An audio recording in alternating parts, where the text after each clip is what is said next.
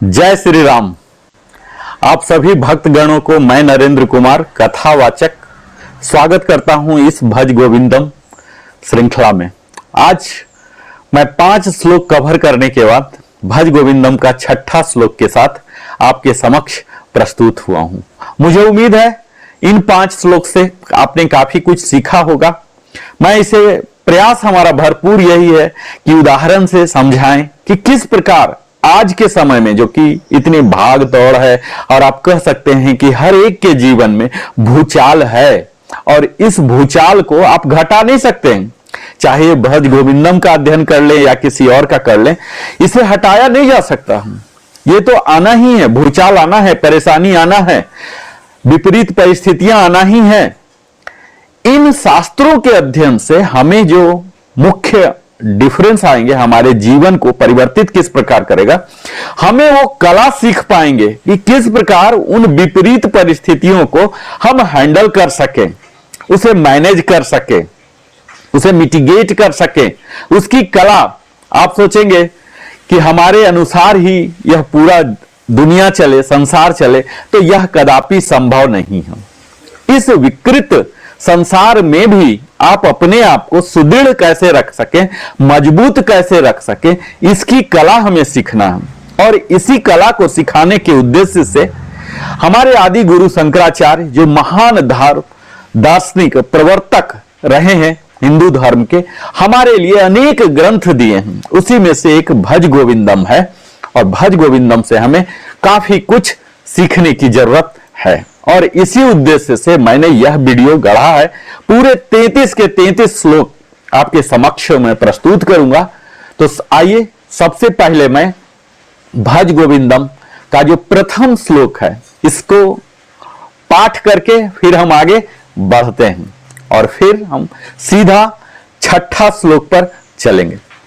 भज गोविंदम भज गोविंदम गोविंदम भज मूढ़मते संप्राप्ते संहिते काले नहि रक्षति दुकृत करणे। इस प्रथम श्लोक के बाद आप हमारे चैनल में जाएंगे, प्लेलिस्ट है, यहां सभी को मैंने डिटेल्ड में भावार्थ बताया, व्याख्या बताया, उदाहरण से मैंने इसे समझाने का प्रस्तुत किया और फाइनली हमारे लिए सार क्या है, ये सभी तत्वों को हमने इस श्रृंखला की सारी वीडियो में प्रस्तुत कर रहा हूं। तो आज हम सीधा चलते हैं 6ठे श्लोक में। 6ठा श्लोक यहां पहले हम पाठन कर लेंगे। यावत पनो निवसति देहे तावत पृच्छति कुशलम गेहे गतवति वायो देहा पाए भार्या बिभ्यति तस्मनि निम्नकाए।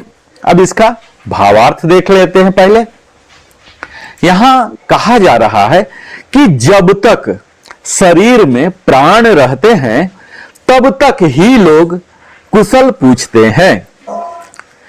शरीर के प्राण वायु के निकलते ही पत्नी भी या पति भी उसी शरीर से जिसे प्यार करती थी डरती है। यह श्लोक शंकराचार्य क्या कहना चाह रहे हैं, तो यहां बताया जा रहा कि यह हमारे जीवन की क्षण भंगुरता और भौतिक संबंधों की जो वास्तविकता है, इसे यहां दिखाया जा रहा है। हमारे जो संबंध हैं, सांसारिक संबंध, ये क्या है? तो यहां श्लोक का अर्थ यही है कि जब तक हम जीवित रहते हैं लोग हमारी देखभाल और कुशलक्षेम पूछते हैं, लेकिन हमारे मृत्यु के बाद क्या होगा?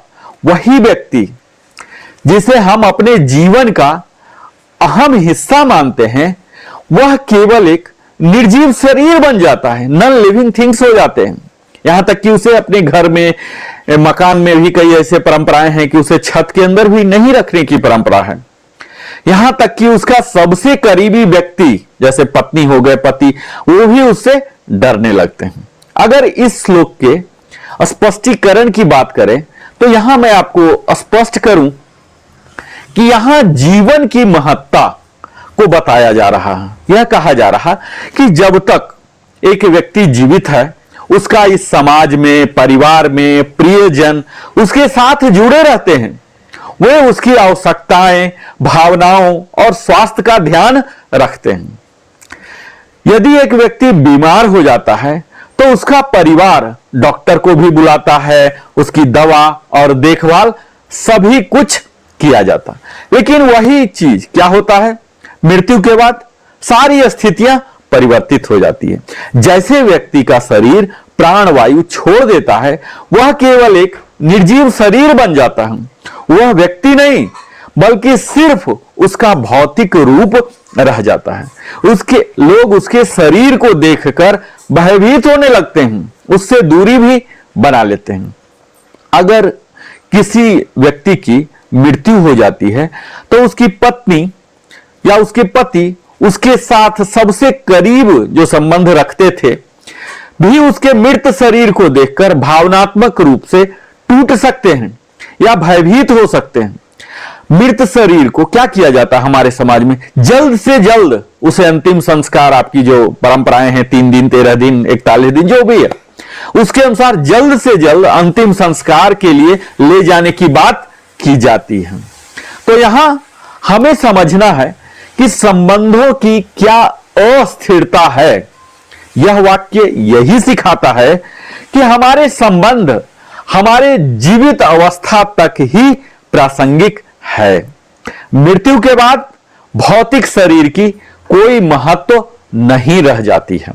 इसीलिए हमें जीवन के समय में अपने संबंधों को सम्मान और प्रेम के साथ निभाना चाहिए, उसका निर्वहन करना चाहिए।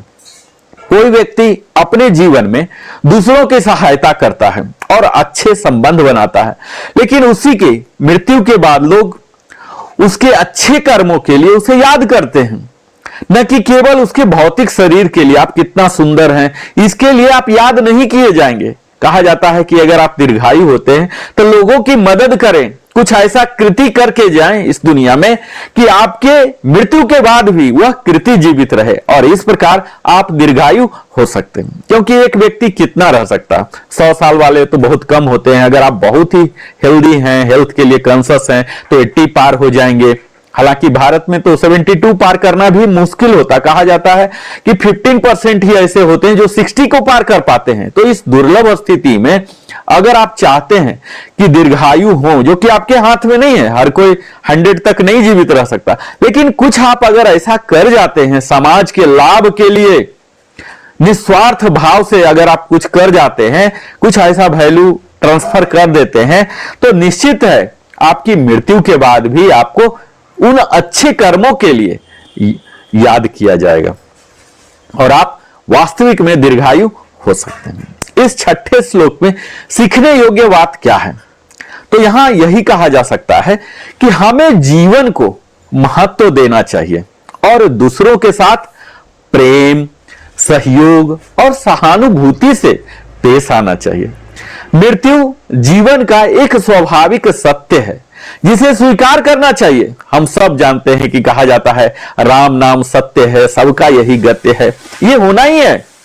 इन भौतिक वस्तुओं और शरीर पर अधिक ध्यान देने के बजाय आत्मा और अच्छे कर्मों पर हमें ध्यान केंद्रित करना चाहिए।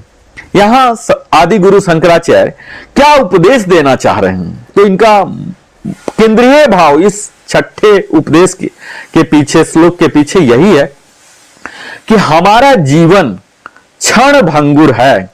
इसे प्रेम, सेवा और सत्य के लिए जीना चाहिए, क्योंकि यह शरीर नश्वर है पर आत्मा अमर है।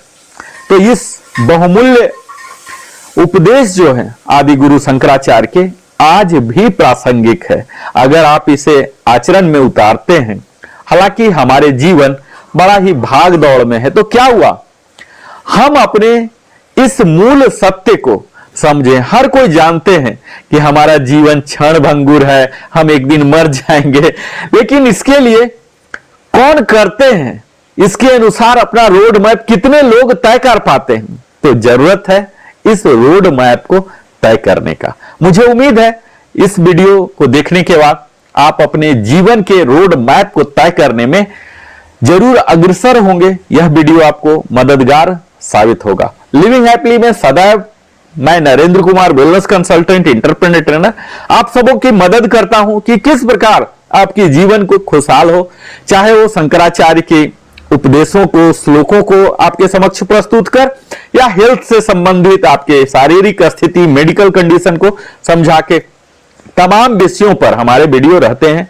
अगर आप पहली बार आए हैं तो अवश्य ही इसे सब्सक्राइब कर दें। सब्सक्राइब करने में कुछ नहीं जाता, लेकिन हमारे लिए एक प्रेरणा अवश्य मिलता है। इस चैनल को ग्रोथ और डेवलपमेंट का एक शुभ अवसर, गुड अपॉर्चुनिटी मिलता है। तो अवश्य ही सब्सक्राइब करें, लाइक करें, कमेंट करें और अपने सगे संबंधियों के साथ भी साझा करें। और हाँ, बेल आइकन अवश्य ही पुश करें ताकि हमारे द्वारा बनाई गई सारी वीडियो का नोटिफिकेशन मिल सके। जय श्री राम, जय श्री कृष्ण, जय हिंद। फिर मिलता हूं अगला 7वां वीडियो।